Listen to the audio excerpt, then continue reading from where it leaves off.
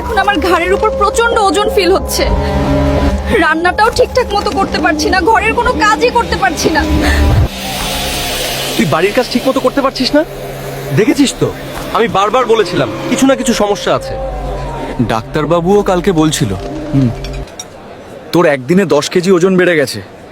কিছু না কিছু তো সমস্যা আছে রে।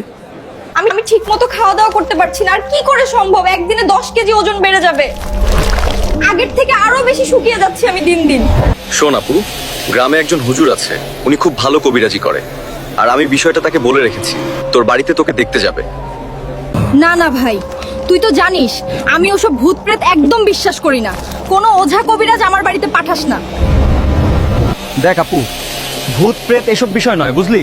আমিও এসবে বিশ্বাস করি না, কিন্তু একদিনে 10 কেজি ওজন বেড়ে যাওয়া এটা কিন্তু মুখের কথা নয়। তুই একবার হুজুরকে দেখা, বুঝলি?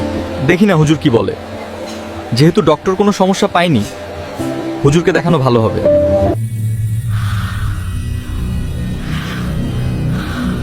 হ্যালো রূপন ভাই, আমি তোমার দেওয়া ঠিকানায় চলে এসেছি।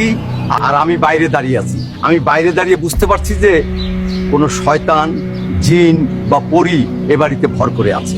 দেখুন, এসব বিষয়ে আমার কোনো নলেজ নেই।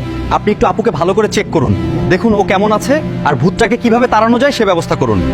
কিন্তু ভাই, আমি তো অনেকক্ষণ থেকে দরজাতে নক করছি, কলিং বেল বাজালাম, কিন্তু কেউ তো বাইরে এলো না, দরজাও খুললো না।